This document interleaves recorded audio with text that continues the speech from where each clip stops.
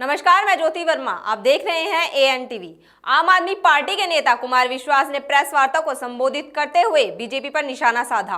उन्होंने JNU के मुद्दे पर पत्रकारों से बात की और कहा कि जो लोग JNU में भारत विरोधी नारे लगा रहे थे, उन नारे लगाने वाले दोषियों को अभी तक गिरफ्तार नहीं किया गया, क्योंकि उन दिनों बीजेपी महबूबा मुफ्ती के साथ कश्मीर में सरकार बनाने में लगी हुई थी।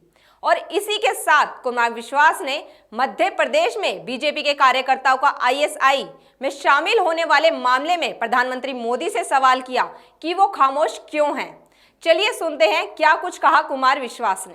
अन्न खाकर देश की अखंडता के विरुद्ध नारा लगाए, लेकिन उस समय देश की तथाकथित राष्ट्रवादी party Bharatiya Janata party Jammu and Kashmir में महबूबा मुफ्ती जी के साथ सरकार बनाने की जोड़तोड़ कर रही थी और नागपुर के दूत वहां पड़े हुए थे कि किसी प्रकार से श्यामा प्रसाद मुखर्जी के सपनों का समझौता करके एक राष्ट्र एक ध्वज एक संविधान के नारे का समझौता करके उसे बेचकर सत्ता पर कब्जा किया जा सके। इसलिए उन लड़कों को नहीं पकड़ा गया और आज तक वो दिल्ली पुलिस की गिरफ्त से बाहर है।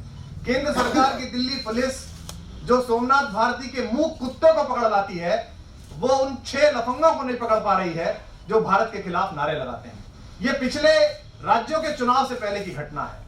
उस छोटे से वीडियो को जमानत पर बाहर छूटे हुए दलाली के आरोप में जो पकड़े गए थे, ऐसे कुछ पत्रकारों के माध्यम से और कुछ चैनलों के माध्यम से पूरे भारत में एक फर्जी राष्ट्रवाद का बवाल बनाने की कोशिश की गई।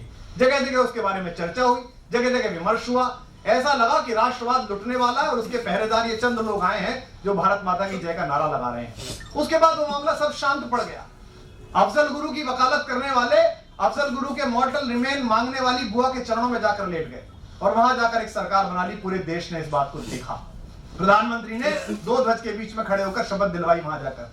अब चूंकि फिर उत्तर प्रदेश में बौखलाहट है, हार सामने दिख रही है, तीसरे नंबर की कोशिश है कि तीसरे पर वो आए कि बसपा आए कि कांग्रेस आए, तो इसलिए सारे प्रयासों के बावजूद अब एक नया नाटक किया गया है जिसमें इन्हीं के कुछ लोग हर बार किसी परिसर में जाकर भारत विरुद्ध नारा लगाते हैं और उसके बाद अखिल भारतीय विद्यार्थी परिषद, जिसका अपने 3 आप्त वाक्यों ज्ञान चरित्र एकता, इन तीनों से कोई संबंध नहीं बच गया है, वो तीनों संबंधों को बाहर तोड़कर वो फिर लाठीबाजी करते हैं, पथराव करते हैं और पुलिस उनके साथ काम करती है। यहाँ ये आप सबको सूचना है, ये मैं पहला अखबार आपको दिखा रहा हूं जिसमें भोपाल में सिम कार्ड बरामद, मोबाइल कार्ड बरामद, जिसमें एक करोड़ों रुपए के लेन देन का नेक्सस ढूंढा गया है, जहां मध्य प्रदेश भारतीय जनता पार्टी की IT सेल का संयोजक, जो वहां के मुख्यमंत्री, वहां के वरिष्ठ नेताओं कैलाश विजयवर्गीय और तमाम नेताओं के साथ जिसके फोटो हैं और उसका पूरा नेक्सस है, हर तरफ बीजेपी के कार्यकर्ता उसके साथ काम कर रहे हैं। और जिसने,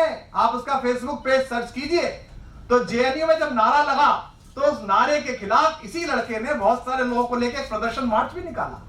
यानी कि एक तरफ तो भाजपा के कार्यकर्ता ISI से पैसे लेकर भारत में रक्षा जो ठिकाने हैं उनके नक्शे बेच रहे हैं, उनका सामान बेच रहे हैं, इस देश के सैनिक की हत्या का षड्यंत्र रचवा रहे हैं ISI के साथ मिलकर। और दूसरी तरफ ये छद्म राष्ट्रवादी सड़क पर भारत माता की जय के नारे लगाते हुए तिरंगा आगे लेकर, भाजपा का झंडा आगे लेकर चल रहे हैं। ये सब आपने कवर किया। इस पर पूरी बीजेपी मौन है, इस पर मध्य प्रदेश के सारे नेता मौन है, इस पर जरा सी बात पर बच्चे एग्जाम में सवाल की प्राथमिकता कैसे हल करें, इस पर बोलने वाले प्रधानमंत्री अपनी मन की बातों पर मौन है। ये आपके सामने है।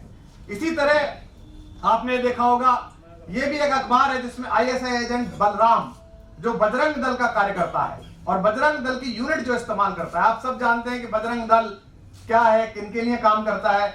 ये वही बजरंग दल है जो 14 फरवरी को अपने प्रेम का प्रदर्शन करते हुए या प्रेम का इजहार करते हुए युवा जोड़ों को दौड़ा दौड़ा कर पीटता है और तथाकथित संस्कृति रक्षक इसको जायज ठहराते हैं। इस बजरंग दल के कार्यकर्ता को पकड़ा गया और जिसने ISI के एजेंट के तौर पर काम किया, भारत के रक्षा ठिकानों के नक्शे भेजे, भारतीय सेना का मूवमेंट ISI को भेजा और इसने बताया कि इसके साथ पूरा नेक्सस गुजरात में और मध्य प्रदेश में लोगों का जुड़ा हुआ है। खबरों के सफर में फिलहाल इतना ही। हमें दीजिए इजाजत। नमस्कार।